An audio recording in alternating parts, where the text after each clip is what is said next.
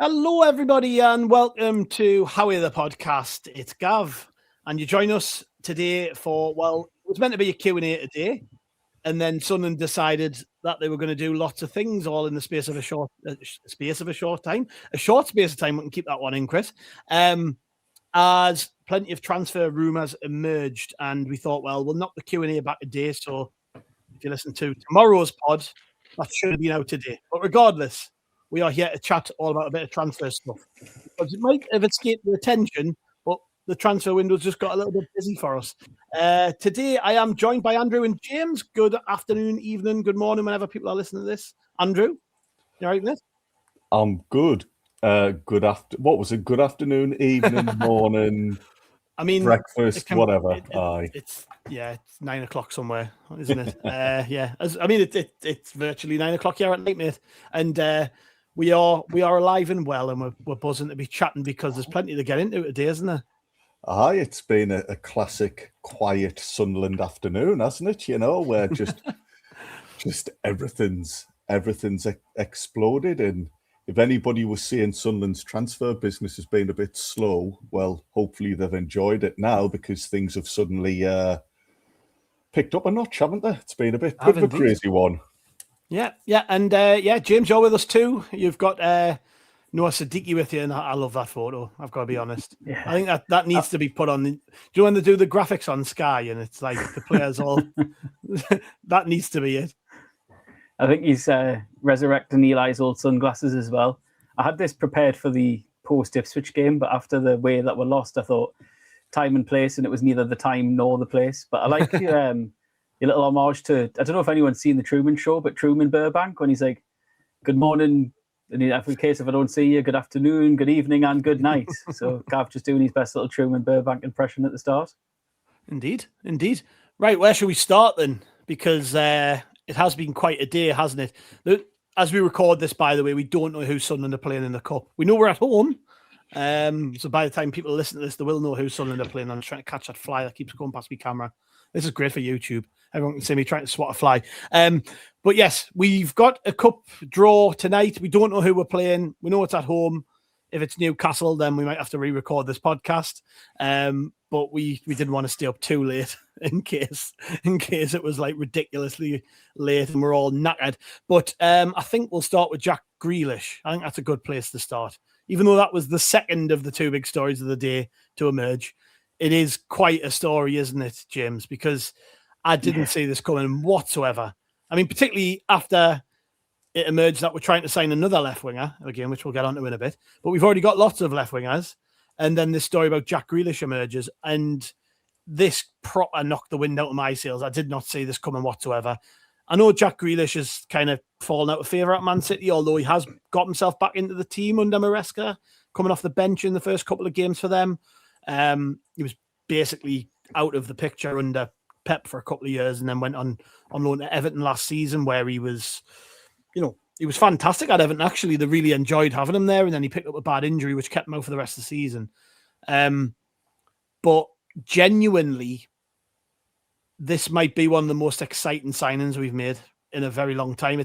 For me, if it happens, I'm not saying we've done it yet, but if we can get Jack Grealish to the Stadium of Light, that's like up there with Xhaka for me. I think that's just, it's one of those signings where you hear it and you don't quite believe it, and then you close your eyes and you imagine what it could be like with that player in your team.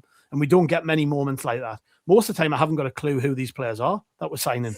So to sign somebody who's pretty well known and established and is actually on his day, probably one of the best, most talented, creative English players that we've produced in the last 10 to 20 years, like that gets you the taste buds going, doesn't it? So, I mean, to come to you on this, like, what did you think when you heard it? What does it make you think? Like, do you think it's actually going to happen? Where are you at with it?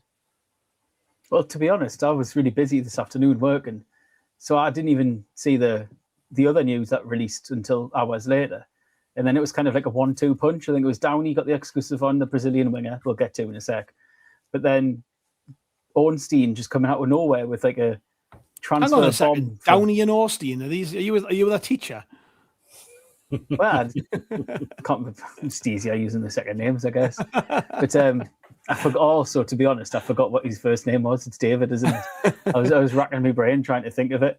But Keith Downey with the Paixao news, and then not long after, a couple of hours later, David Ornstein with that bomb of Grealish, and my immediate reaction was kind of like, what we're going to do with all these left wingers? And then immediately after that, I thought, who gives a shit? It's Jack Grealish. Every time I come on one of these pods and we're talking about a new player or a prospective player, I've always got up stats or something along those lines, like a little sort of career history to try and go through, just as a quick reminder, really, after I've done some research, just kind of have a look back and see, this is where he plays, this is goals, assists, things like that. But it's Jack Grealish. No one needs to do that for him. It's like, I agree. I think it's potential sort of Xhaka and Enzo levels of signing. I mean, Enzo, relative to us being in the Championship at the time, with the impact that he can have. I mean, he's still only 30 now, but he was one of the highest performing wingers in the start of last season, played the majority of the season for Everton, thrived there. Little bit of a kind of bigger fish in a smaller pond sort of thing, when getting away from City and getting away from sort of Pep's regimented routines that some say have sort of still stifled and stunted the growth of very flair players, like when he's also compared to Phil Foden at Man City.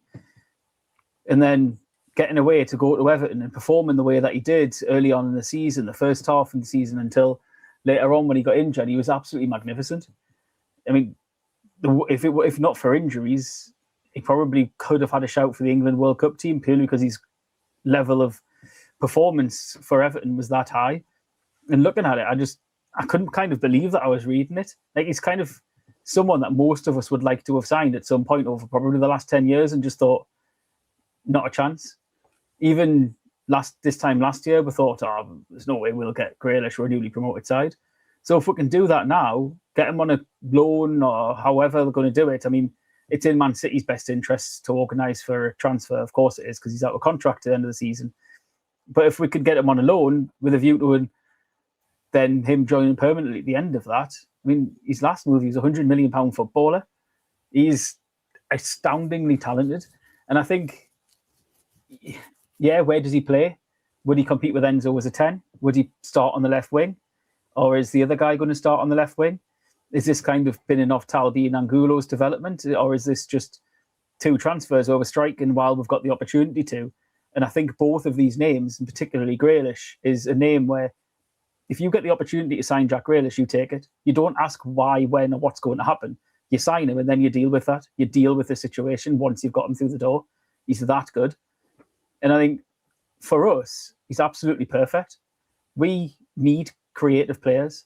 And there's not many more creative ball-playing wingers in the entire league than Jack Grealish. Yeah, Andrew, I see you nodding along there. You're obviously a big fan as well. Oh, yeah. Like it's already been mentioned, it was nice to just hear us linked with a player and not have to go rushing to Google to find out anything about them. I'm glad James mentioned kind of him playing in the 10, because that's where I've just assumed he'll be utilised if this deal happens.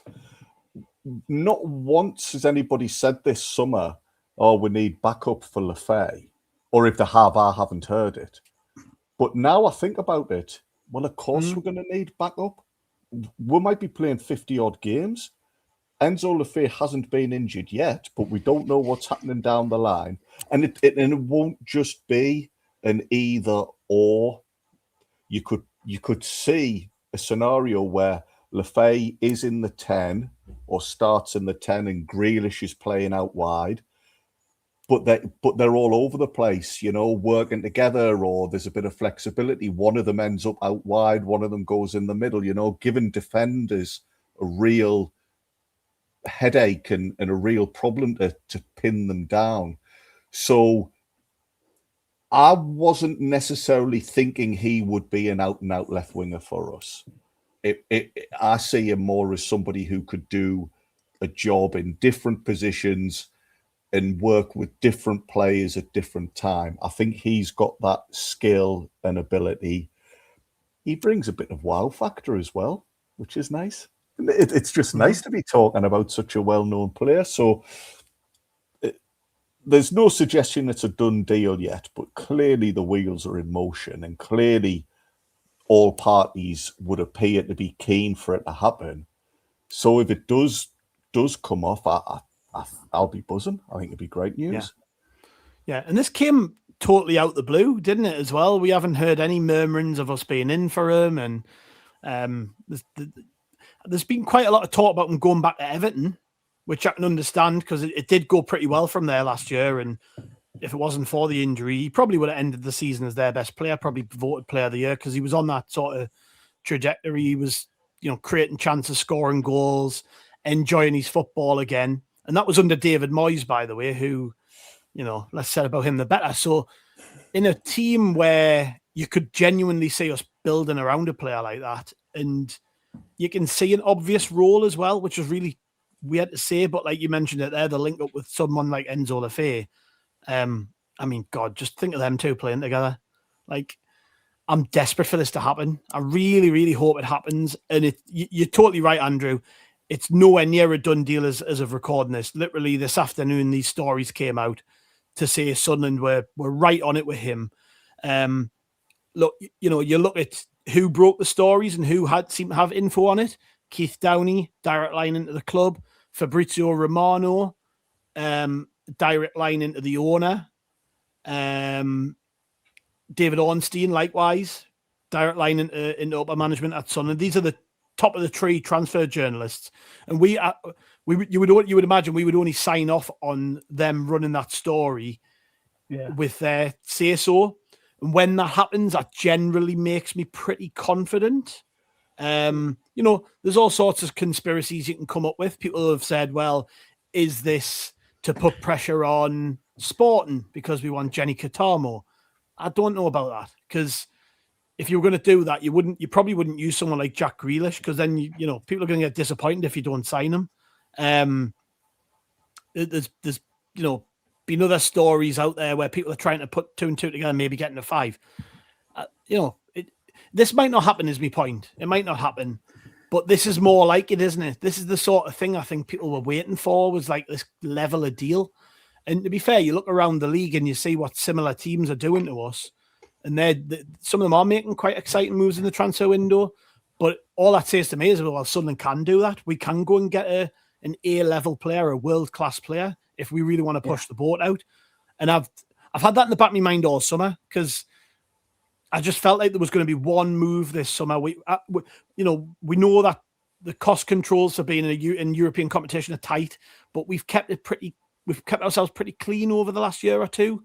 Like, we haven't spent to a ridiculous degree, and that makes me think there is probably room in the wage bill to sign that level of player. Somebody, he's going to be our highest earner, whether he comes in on loan or as a permanent. Like, he paid. This is the other thing, by the way. Man City paid £100 million to sign him.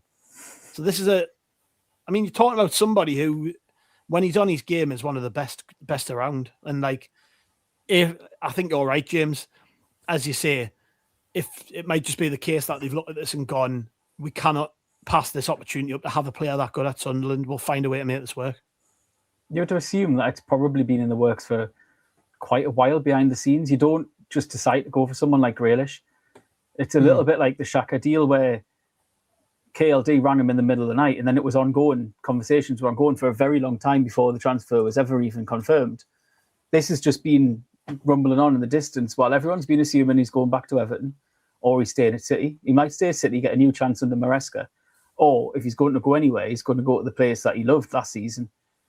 And then perhaps we've been trying to work on this with City for the very long time, and this is the sort of deal that's only ever going to really happen late in the window.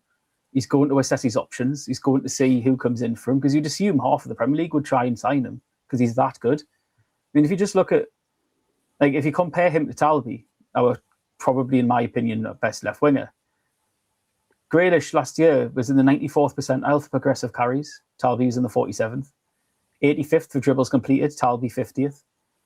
Non-penalty goals and assists combined, 53rd. Not brilliant. Talby 12th. Assists, 88. Talby 15th. Key passes, 87th. Talby the 5th. That's out of 100 percentile. So it's like a considerable improvement. And it's not really got the usual caveat of, he plays for Man City. But he was at Everton. Everton play a very similar style to us, very similar football club. We've got a strong relationship with Everton for a reason, because the two clubs are very similar. And that kind of moves on to my next point, where I just think, personality-wise, he'll love it. He'll be absolutely perfect for a place like Sunderland. He's always played with his heart on his sleeve, and he's a really genuine bloke. His teammates all love him.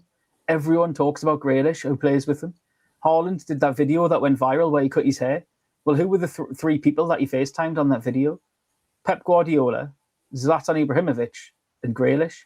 It was Grealish for a reason, because he's so close to him, and everyone's like that. And yeah, he loves a drink. It's well known. You've seen him after the Man City parade when he can't even walk, or when he was pictured up in Washi with Pickford that time. He does like a drink, but no different to any other player. Thomas Meunier is a consummate professional. Everyone's mentioned that. At Phil Smith's on the whistle, he literally called him Xhaka 2.0. Not meaning that he's older, but he means that he's came in secondary to Xhaka, and we're talking to him, it's like another Xhaka. The way that he holds himself, he's got that elite mentality. Yet for 3 weeks before he joined Sunderland, he's pissed up in Tomorrowland having the time of his life with his partner. Footballers are humans that can live too. And to be fair to Grealish, he's been out of the limelight for a long time.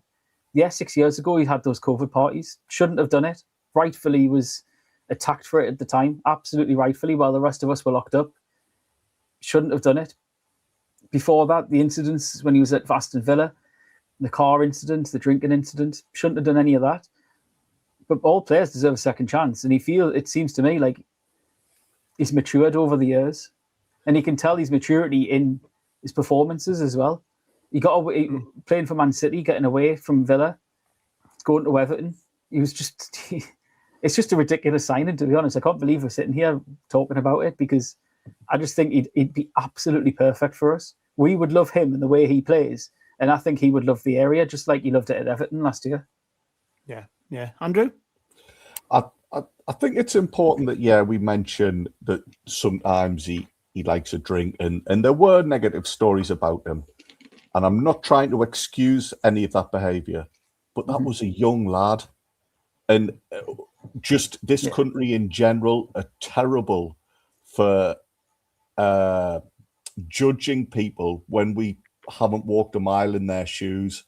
A young lad who's got just completely different pressures to most people. I'm not excusing some of his behaviour. I'm not excusing it, but I can at least see how he maybe got himself into some of the scrapes he did. From what we gather, he's really good with the community side of things. He's you said there, James, popular with the players. From what I understand, he's one of these who will pose for photos and hang around for ages signing autographs. And if a kid comes up to him, he'll talk to him. He won't turn his back on him. So that shows a level of maturity, and that shows the type of character that makes you popular at Sunderland. So it might be now's the time when he's settling down. I just think it works on so many levels. He's a quality player. He'd bring a lot to us on the pitch. He'd bring a lot to us off the pitch. He's got a winning mentality. I was interested, though, you touched on it slightly. What exactly was that story? He was round Fatfield or somewhere. Wasn't he just like in a regular pub having drinks with the locals? He wasn't like flashing. He was in Bidder Club, and I think it was with. I think he's good. What I've heard, he's good friends with Pickford's brother. Yeah. Right. So he was just upsetting his mate, because it was so obscure. Because what the hell's Jack Grealish doing in Bidder Club? And everyone made a big deal out of it. He was only out having a couple of pints. I don't think there was any big carry on or noise, but obviously, Jack Grealish being in Washington is a bit strange. So people were like, that's all that was, really. Yeah. I mean, I've seen myself Pickford when he was in Beggars that time, arguing with Newcastle fans, have given them 1-2. Everyone loved it. Happens. Of course, does, like you say, the human. And he's to me, Jack Grealish comes across as a very normal bloke. Actually, just genuine. Probably the type of lad that if you could sit and have a pint with, actually, he'd be good crack. Like, I don't mind that. I think what it is footballers have and they've had to become this way, but they are sanitized, and you don't get the true personalities most of the time. I think this group at Sunderland actually are one of the most genuine groups I can remember for a long time. Very open about their feelings. Yeah. Siddiqui, good crack on camera. You look at Luke O'Nien going on podcast talking about his mentality. Like, they're a very open bunch. I think Sunderland are a club where you can be yourself, and it's encouraged for you to be yourself. So I think you're right, James. I think you'd love it. I think you'd absolutely love it. Therapist? The club's got the therapist, don't they? I can't remember her name now. I think she's Dutch or a Dutch-ish name, maybe. But she works closely with her on Instagram. I would never do that. But she works closely with all the players, and the players, like I mentioned in the Shad Forsyth piece on the website during the summer, like both in the performance, but also in your mental coach and your lifestyle as well as away from football. The club are using a holistic view and everything. They get players just to sit down and talk about the feelings. When did that happen in football? 10, 15, 20 years ago? Yeah. It was almost the opposite. I mean, Luke said that himself. Players were kind of like in survival mode, he said. You don't talk about your feelings. You don't talk about this. You don't show these sort of different side to yourself. And I think Grealish does show that, to be honest. I think you're right. He's just... Sometimes he comes across like a normal guy who's just suddenly been thrust into this life and thrust into this amount of money that he earns. And to be honest, that's every single footballer in the world. Yeah, they get media trained. But funnily enough, nowadays, you're seeing more and more famous footballers being told to be less media trained, to be less genuine. Like when you've got Haaland just videoing himself, knocking about Manchester, dressed as Santa, just giving people gifts, and he doesn't even say it's him. He just does it. He records it and puts it on YouTube later. But like, he takes these mad selfies where he's just like staring down at the camera, and it's like a blurry photo, and posting like comments on random Instagram pages. They now want authenticity rather than just media PR robots. That's really popular in today's social media and like modern age. Grealish is perfect for that. He'll do out. Like when he's, if you see anything with there's a young disabled Everton fan, and Grealish is like his best mate. He went to school with him and was like done all this work with him. And he's doing work for the club, but it's a little bit like watching Jermaine Defoe with Bradley that time. You can see how much he cares about this little kid. It seems so genuine. I just don't understand when people say, "Oh, he's a bad egg," or "He's mental." Is his mentality right? In my opinion, he seems like the total opposite nowadays. Like, he's grown up and matured so much. Andrew's right. You can't excuse what's happened, but you can move on from that. Rehabilitation exists, and it's not like a criminal rehabilitation, obviously, but people change over time. And for me, I just find it madness as well. I mean, look at how Flo Gazolfi does his transfer work. If you've got a bad attitude, you're just not getting through the door. It's as simple as that. It doesn't matter how good you are. If you're not going to work in the team, if you're not going to work together and pull the same way and fit in, have the right mentality, he ain't going to sign you. So do you not think he's done his research on this previously? He's like Gazolfi's like one of those men where when you meet him, you just sit and listen to him because he's consistently interesting and consistently sort of has this aura about him where you just think he knows exactly what he's doing. If Grealish still had these problems, we wouldn't be interested. Yeah, no, that's very true. Very quickly before we head to a break, confidence levels, Andrew, for this one happening, where are they at? Quite high. I think there's word that Everton might be sniffing around him, and I think from a logistical point of view, it would make sense for him to stay in the Northwest.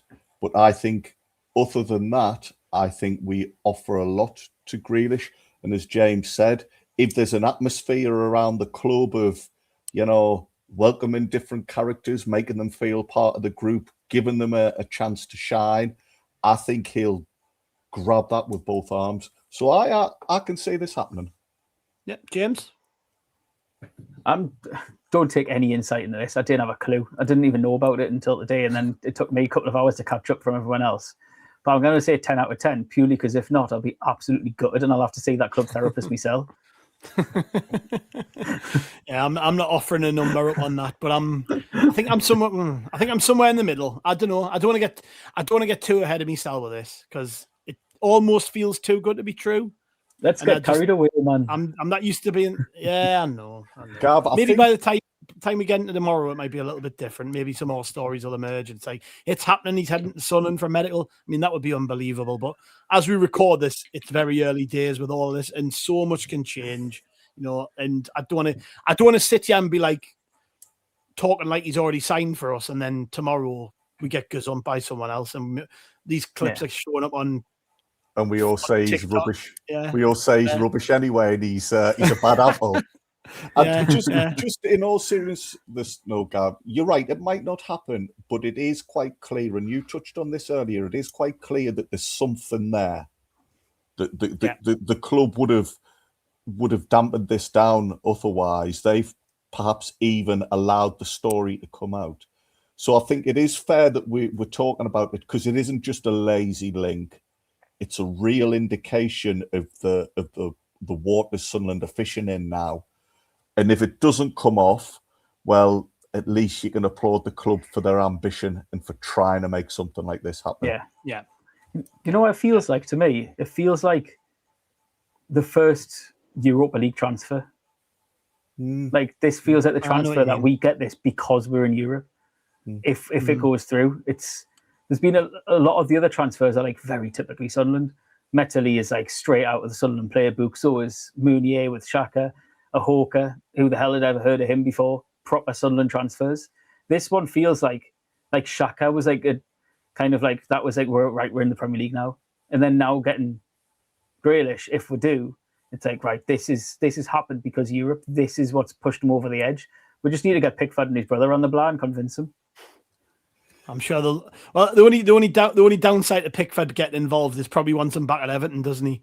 So he's probably well, if you don't sign for us, I go on sign for Sunderland. Right, you seen how he played last year. If Grealish turns up with Biddick Club and sits in the wrong seat, he'll still get kicked out again. I don't care that you play for Sunderland now. Do one. That's Arthur's seat. Get out of it.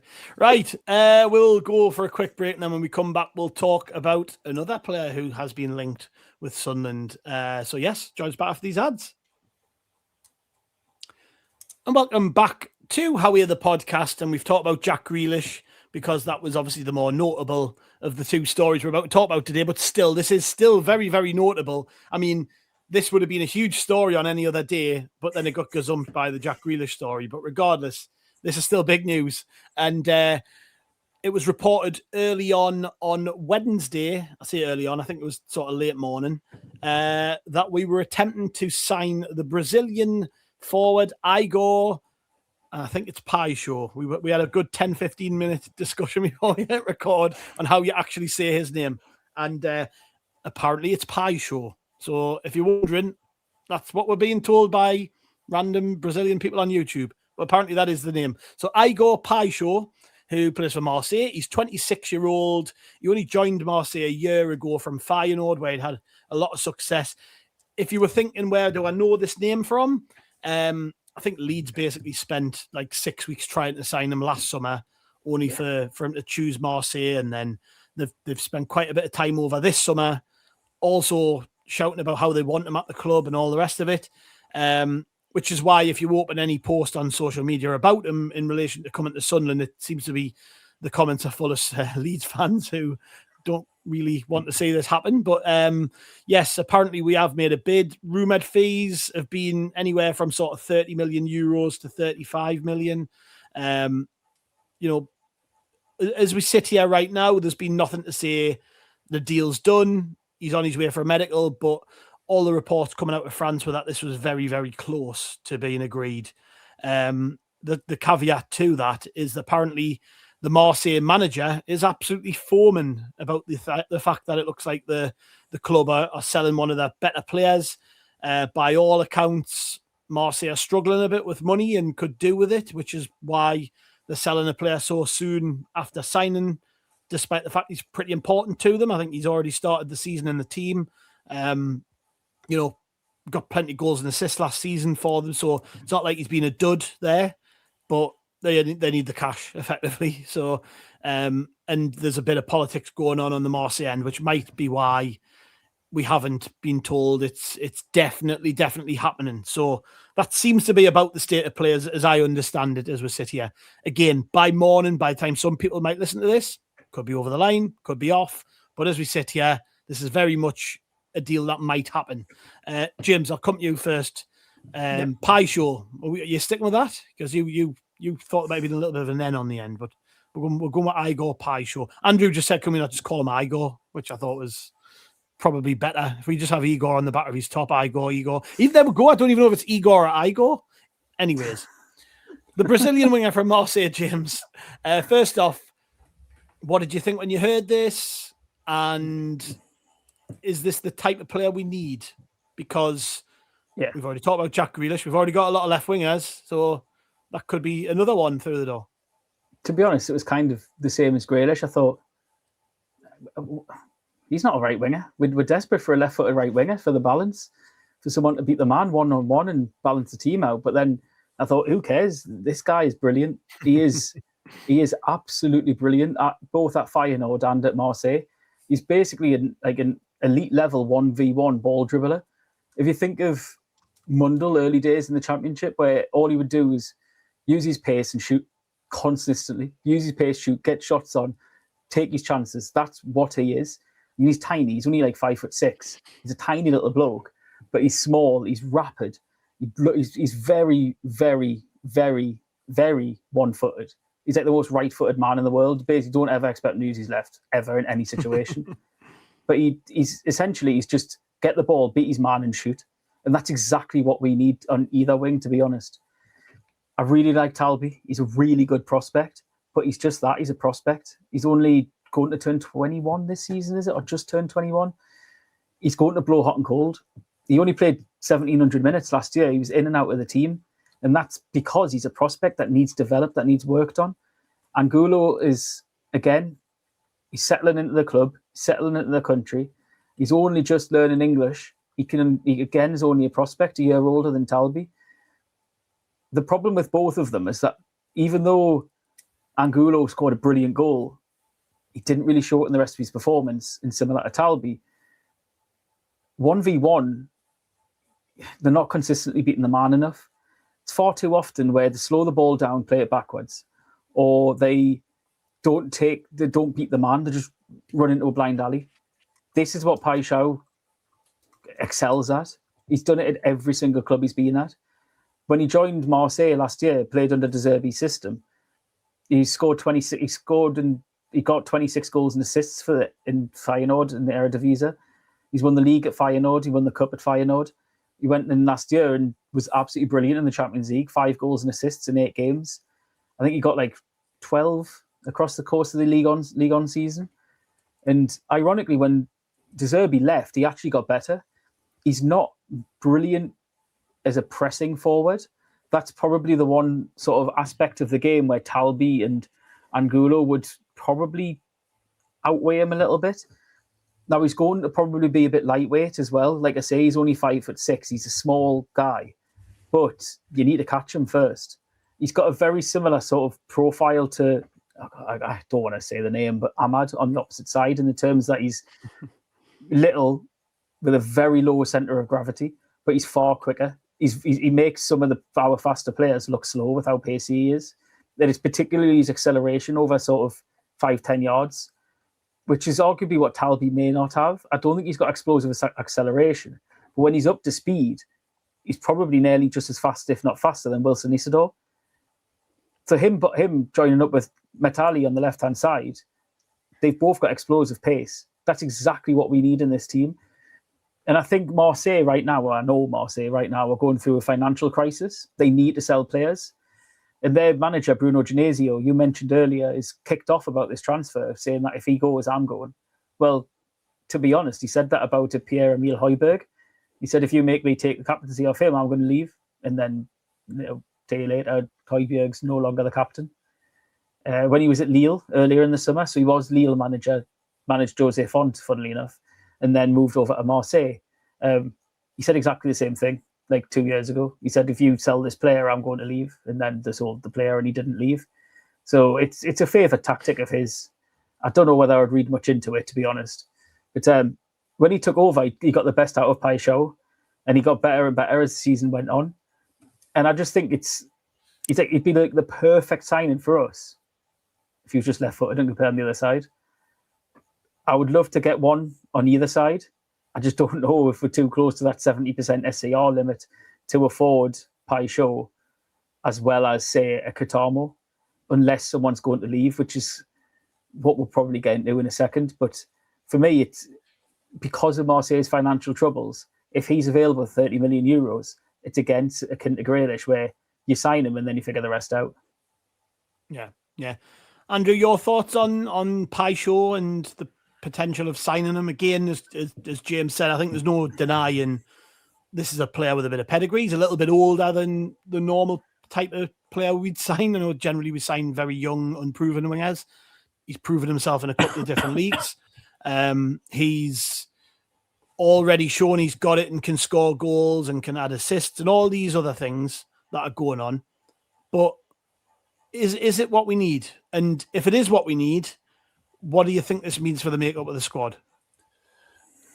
I think a quality player is a quality player. And if we think we can get him, we'll get him. As has been said with Grealish as well. It is a bit odd that we seem to be stockpiling players on the left. But I've been trying to think today, was Talby supposedly brought in as a right winger originally? Because we signed Talby and Adingra. And I seem to recall that people saying, well, Adingra will be on the left and Talby will be on the right. Maybe the club are looking to use Talby somewhere else. Maybe the club are looking to sell Talby. We did hear whispers a couple of weeks ago about that.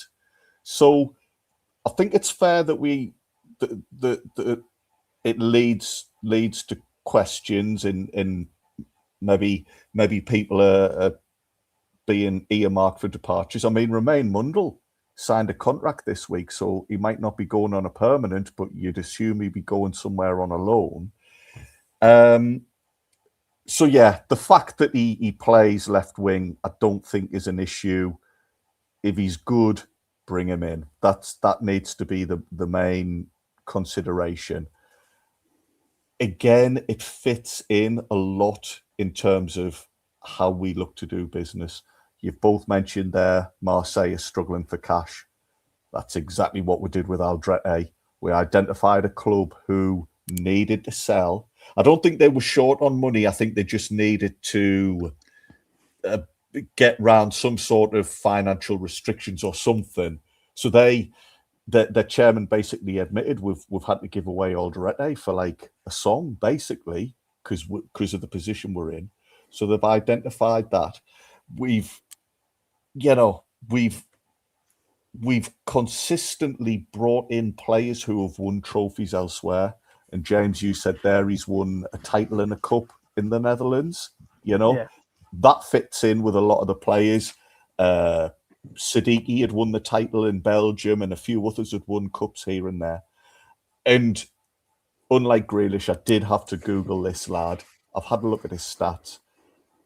Like a lot of the other players we brought in this time last summer, he's got a really good amount of European games under his belt. I'm assuming he's played for Marseille in Europe. He's played, it was Feyenoord, wasn't it? He was at. Yeah. So he's shown at a couple of clubs he can compete in continental competitions. So this is another one that just as soon as you start to learn about him, you think, yeah, this makes sense. I can see why Sunderland have identified him. And like Grealish, the people who were talking about it, Gav, this isn't just some website chucking out links for clicks. I think we can be fairly confident that there's substance to it. It doesn't mean it's going to happen, but this isn't just paper talk. This isn't just Sunderland's name being thrown out there. It looks like this is a genuine one that Sunderland have got interest in. And from what I've read about him, I think it would be another one I'd be over the moon with if it happened. Yeah. And again, probably best to say, there's no guarantee that this will happen. Things can change. I mean, even as we sit here, there's new stories coming out about Grealish, for instance, saying, Villa and Everton are in for him, and there's nothing concrete yet with Sunderland. So, it's the same sort of thing with Paixao. There we go. Got it. It's the same sort of thing. I'll get there eventually. The same sort of thing with Paixao because, you hear these things about the manager threatening to walk if he's sold, and he might be very happy there. He might like playing for Marseille, and he might not want to move to the Premier League. Like, we don't know. We from what we've read, apparently we've already agreed terms with him. So I think if that's true, then he does want to come to Sunderland. But there's a million things can change. I think if you just speak very roundly about this though, and think rather than is Grealish definitely going to happen, is Paixao definitely going to happen, what's important is we're looking at left wingers. I mean, in a perfect world, we'd sign both of them because they're both quality footballers. But then that does throw up into the air, James, the futures of several other players, I think. And I think the one that comes immediately to mind is Shemsden Talby, because he's been linked with, tentatively, but he was linked with moves away a couple of weeks ago. I think it was RB Leipzig. Were linked with him around the time that they'd sold Jan Diamande to Real Madrid. So they were looking to bring somebody else in who they could develop in a similar mould, I would imagine. Obviously, Talby had a very good year last year with us and then went to the World Cup. But I think he's the one player, if we're talking about wingers, like senior sort of wingers, like who you could say, actually, I could see a world in which we sell him to enable us to bring other players in. I don't want to see him go, but I could see it happening. I mean, where are you at with that? What do you think? Do you think it's a case that if we do sign at least one of these two lads, that someone could go, or do you think there's room for everybody? You would assume they'd have to. Even just looking at the 25-man squad list for the Premier League, the 25-man squad list for the Europa League, you only get to make 3 amendments to that, and for the January. Yeah, you can change the B list as much as you want, but Talby wouldn't qualify for the B list. So, nor would not Nilson Angulo. The most obvious one would probably be Talby, because he's got that year under his belt, because he's got the World Cup and AFCON under his belt. He's developed so much in this last year. Another team might want to see him as a project, but it's far easier to have someone as a project in the Bundesliga or Liga 1 than it is in the Premier League. The club may want someone like Paixao who's going to make an impact now, because both Angulo and Talby are project players. I wonder about Mundle as well. Martin loves to keep saying that Mundle's only played 590 minutes for Sunderland. Well, was giving him a 3-year deal the first step into his project here? Here you go, Romain. We've got backing for you. We think you're going to really kick on. We think you're over your injury issues. We want to support you as a player. Here's a 3-year deal, but you're going out on loan for the season to go get game time. That's personally what I would do if I'm going to send someone out on loan, but I want to show them I've got support behind them in the long term. I wonder if that'll happen. And then maybe Angulo then becomes your project, with Paixao solely embedded in over time early on, and then probably takes over as the starting left winger. I wonder if that's the idea. Maybe the Leipzig links to Talby are going to happen, or a myriad of other European clubs would probably be interested. I'm not quite sure what's going to happen, to be honest. Perhaps, like Andrew suggested, they see Talby as a right winger. Maybe it's going to be Talby and Rig for the right wing, and then using the Qatar money and using it elsewhere, because Sporting just refused to budge from that transfer clause, which makes sense. Imagine if we sold Siddiqui for less than say Siddiqui had a €50 million transfer clause in, and then we sold him for 40, there'd be hell on, and rightfully so, there'd be hell on. And that's the same with Sporting, really. Like, if they've got that transfer clause in, then why not stick to it? If you think he's that good, if he started the season on fire like he has, I just can't help but thinking I would love these two players in, but in my opinion, even though these are massive additions for us, could be, if we get them, we'd still need a left centre-back, a versatile striker, and a right winger on top of that. Can we do that with the 70% SCR that we've been limited to this year? Now, rumours have it that with the incoming sponsorship deals, we'll be in the top 10 of revenue in the Premier League, which is astounding, to be honest, considering we've only been here a year. But because of that 70%, we are a little bit financially hamstrung compared to the rest of the league. That's why that's in position. It's to stop overspending for a club exactly in this position so they don't get caught out. That's the idea in theory anyway. I have no idea about our finances. I'm just spitballing and trying to figure out what they're going to do. I think for now, it's going to be an exciting and interesting, 4 or 5 days until the 1st of September. So just enjoy your bank holiday, sit back and just find out and watch what's going to happen. And then at the end of it, I'm sure, because Alfie's got a plan. Yeah, yeah. Andrew, where's your head at, mate? Are you thinking we're going to be considerably stronger down that left-hand side come deadline day? Are you thinking Chems and Talby could leave? Like, again, confidence levels, where do you think things will sort of lie? I'm always confident. I've always been confident that by deadline day, Sunderland will look stronger. I've thought that throughout the summer. I thought a couple of deals might have happened sooner, but I still think we can significantly strengthen. I do like the idea that Monday is a bank holiday, so all these deals are just going to be on hold for the day because Sulfi's down the beach getting an ice cream or something. But I will enjoy our Monday just watching these stories develop. I think, again, there's a high chance this deal happens. I fully trust our recruitment team. I don't think they'd waste their time having negotiations with a player that they didn't think would fit or they didn't think would be interested to come here. So, they know what they're doing. They're not ringing clubs up, making stupid offers or just scattergun. They've identified this lad. They think he's going to fit in, and crucially, they must have half an inkling that it's doable. So, yeah. I think these two do happen. I can see why people are assuming that might mean Talby has to go. We'll just have to wait and see, I guess, on that one. Yeah, I guess we will. I'm more confident Paixao will happen as opposed to Grealish, just because you're reading stories saying he's agreed terms. He's obviously not as high profile.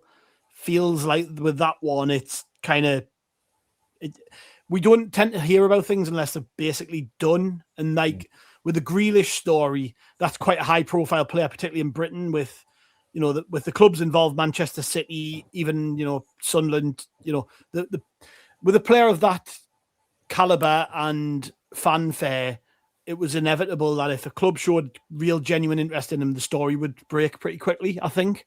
Whereas with Paixao, a little bit different. I think we're hearing about that because it's pretty close. And it must just be coming down to fees and things like that. Like I'm just reading now, for instance, there's a post on X from a Marseille fan. It's really starting to feel like the end for Igor Paixao at Marseille. After posting good memories on Instagram, the Brazilian sister also liked a comment mentioning the end of his adventure at Marseille. With all the latest information around his departure to Sunderland, it's becoming very difficult to stay optimistic. I mean, it's his sister liking a post on Instagram, right? But still, people are going to read into that what they want, and if he's preparing for a departure, his family will be looking at everything about him online, and they'll get caught out with things like that. Where an eagle-eyed fan will see them liking posts and things. But yeah, just generally, my confidence is probably with Paixao happening. I think it was it David Ornstein who, when the news broke, had said that we were pursuing a deal for Grealish as well as Paixao. So I'm not looking at this as either or, and I don't think the club are, or otherwise he wouldn't have made that point. But there's probably more of a chance of Grealish going to another Premier League club, and that's why I'm a little bit more confident about Paixao. But hey, I'm over the moon we're sitting having these conversations. Just to round off on that point, lads, we're talking about Sunderland potentially signing one of Marseille's best players, a Brazilian in his prime. I mean, ignore Paixao. We've only really had one Brazilian, Emerson Thome, and he was the least Brazilian I think I've ever watched. He had no Brazilian flair whatsoever. And Danny Collins, I know he was an honorary Brazilian, but we haven't had a proper Brazilian at Sunderland. And imagine if we get a proper flying winger who scores mad goals and just brings a bit of quality and flair to us. Like, I'd love to see him sign for Sunderland. So I'm really hopeful this happens. But I think he could add a lot to us. And I'm agreeing with something you said earlier, James. I think it's a case of we've been very opportunistic with this one. You hear about Marseille's problems. You look at the fee being mooted around. Clearly, if they weren't in bother, they wouldn't be selling them for virtually what they paid for them. So, I'm confident still. And again, just to kind of go back around again, it kind of shows we don't really know what's going on. People think they don't have the idea what's going on. There's so much going on in the background. There'll be other players pop up over the coming days where we go, that came from nowhere. And they'll be being linked to Sunderland. But I mean, Andrew, just to kind of round off on this, I guess, mate, the fact we're even being linked with these players, to me, a Brazilian and Jack Grealish, like 2 years ago when we were in the Championship, I would have been like, what are you talking about? There's not a chance. But here we are. Well, can you two hear that there's somebody in one of my neighbours is setting off fireworks? Or is that just me? No, mate, but I mean, maybe they've heard some good news. Maybe they've seen Jack Grealish down a bit of club. Could be his car backfiring, like trying to get to the Millview in time for last orders. When we signed Xhaka last year, and then suddenly every transfer link seemed possible, whereas in the past you would have gone, we've got no chance. It's a bit like that now. You're looking at these deals and you're thinking, either might not happen, but you can have a degree of confidence. And I get what you're saying about Grealish. Now there'll be clubs scrabbling around. Now that they know he's available, potentially, they're going to be saying, well, can we nip in ahead of Sunderland and make something happen? If that's the case, so be it. We can at least be confident that the club, when they're speaking to Grealish and his representatives, they'll be selling the club really well. They'll be doing it professionally. They won't just be saying, how much money do you want? And, we'll throw in tickets for the meat raffle or whatever. We'll be saying, this is what the club want to do with you. This is the type of club we are. This is where we envisage you. I think all the players get shown a DVD, don't they? Of Sunderland as a place and a club and what have you. A DVD. What year is this, Andrew? Well, what is it then? what I don't know. Whatever it is. A VHS. They make them stick on a VHS or whatever. What do they show them then? It's being MP4 file. Yeah, something on a computer.